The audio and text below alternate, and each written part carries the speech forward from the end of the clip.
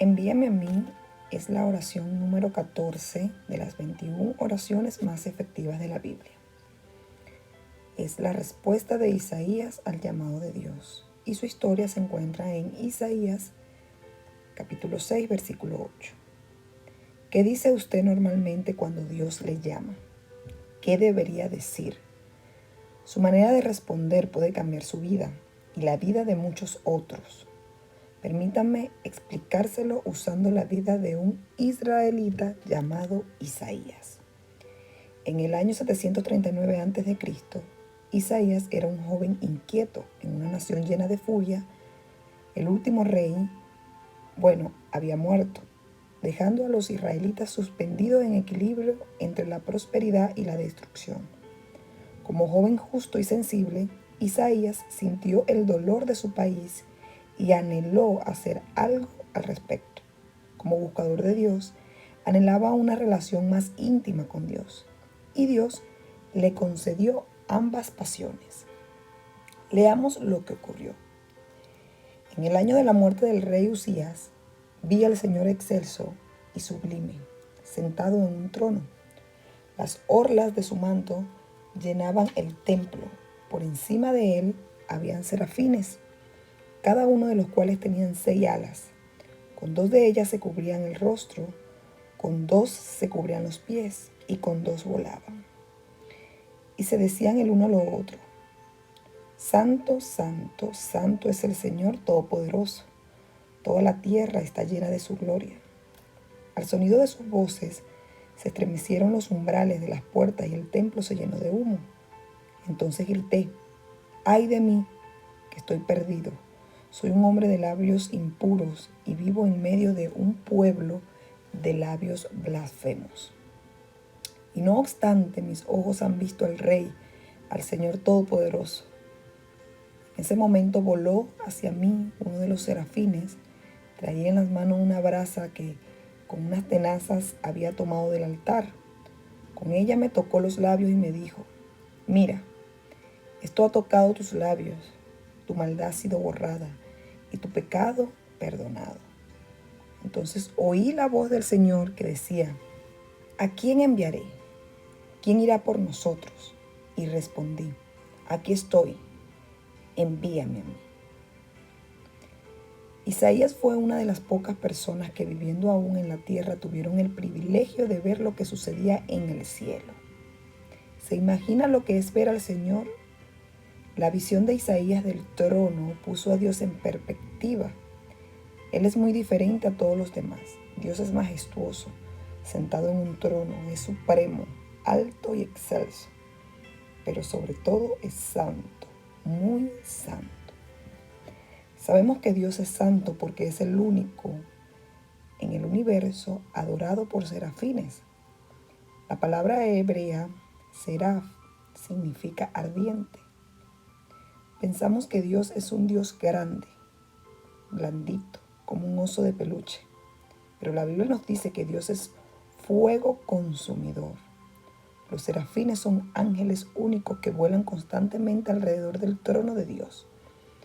Estas maravillas, semejantes al amianto, sufren una combustión espontánea y eterna sin consumirse debido a que están muy cerca de Dios. La santidad de Dios se ve claramente en los llamados antifonales de los serafines. Ellos claman perpetuamente: Santo, santo, santo es el Señor Todopoderoso. Toda la tierra está llena de su gloria. Dios tiene muchos atributos, pero los que están más cerca de Él reconocen que Él predomina en su increíble santidad.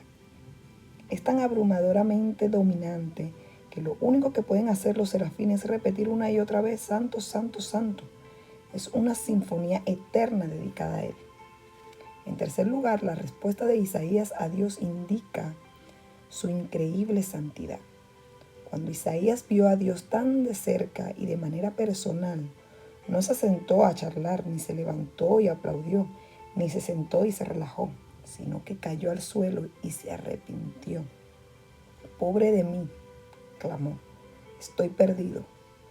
Una traducción literal podría ser: he sido declarado culpable de pecado y me estoy derritiendo en el brillo ardiente de la santidad de Dios. En su misericordia, Dios no dejó a Isaías en la miseria de la condenación, sino que vio que Isaías estaba limpio. Sin embargo, lo que es especialmente impactante para mí es que Dios no solo limpió a Isaías, sino que le llamó. Tanto Isaías como Dios eran muy conscientes de la necesidad que tenía Israel de un nuevo profeta. En Isaías, Dios había encontrado a uno. Lo que Dios está buscando son vasos humildes y limpios a través de los cuales Él pueda derramarse. Cuando Isaías quedó limpio, Dios dijo: ¿a quién enviaré? ¿Y quién irá por nosotros? Este llamado resonó muy dentro de Isaías. Debió de haber estado atado a algo que Dios ya había escrito en el corazón de Isaías antes de que naciera. Quizás Isaías había sido consciente de ello anteriormente, o quizá era esta la primera vez que se daba cuenta. De cualquier forma, Isaías no dudó en responder. No pudo esperar, así que dijo: heme aquí, envíame a mí. Envíame a mí. Esta oración eficaz hizo que Dios respondiera enviando a Isaías a su propio pueblo a llevar un mensaje tras otro de aviso necesario y convincente. Y Dios también nos envió a Isaías a nosotros al registrar su mensaje en lo que se convertiría en 66 capítulos en el libro que lleva su nombre. Isaías es uno de los libros más increíbles que se han escrito jamás. Las promesas que encontramos en él, especialmente en los capítulos 40 en adelante, son algunas de mis favoritas.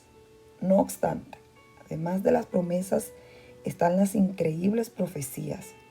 Hay profecías sobre Israel y sus naciones vecinas que se cumplieron durante la vida del propio Isaías, así como docenas de predicciones sobre el Mesías 700 años antes de que naciera Jesús. Todas se cumplieron con una precisión impresionante. Además, sus múltiples profecías escatológicas nos dan una perspectiva sobre el final de los tiempos y el reino venidero de Dios. Envíame a mí es una oración que a Dios le encanta responder. Lo sé por experiencia. Ese día me desperté como cualquier otro día. Leí unos pocos capítulos de mi Biblia y oré brevemente por el día. Lo único extraordinario fue que hice algo que solo había hecho unas cuantas veces anteriormente. Resulta que hice una oración específicamente del tipo: envíame a mí, diciéndole a Dios que me enviara para marcar la diferencia en la vida de alguien para Él. Después me olvidé de ello y me fui a trabajar. Durante toda la mañana tuve un pensamiento persistente: necesito un corte de cabello. Tengo que ir al centro comercial y cortármelo. Soy una persona muy ahorrativa. Algunos incluso podrían decir que tacaño. Nunca antes había ido a cortarme el cabello a un centro comercial, ya que normalmente ahorraba el dinero, dejando que algún estudiante del campus lo hiciera por poco dinero. Pero una y otra vez seguí pensando que necesitaba ir al centro comercial a cortarme el cabello. Justamente antes de comer, me acordé que había hecho una oración de tipo: envíame a mí, por la mañana, y me sacudió como un rayo. Debe ser Dios, me di cuenta. Pero ¿por qué me está enviando al centro comercial? ¿Qué podría querer que hiciera por él cortándome el cabello? Sin embargo, cuando volvió inmediatamente el pensamiento, me levanté, tomé mi abrigo y me dirigí hacia el auto. Debo confesar que fui refunfuñando. Durante el corto trayecto en auto hasta el centro comercial, ¿cuánto me irá a costar ese corte de cabello? ¿Cómo le explico a Katy mi urgencia repentina por esta extravagancia? ¿Por qué querrá Dios que vaya al centro comercial?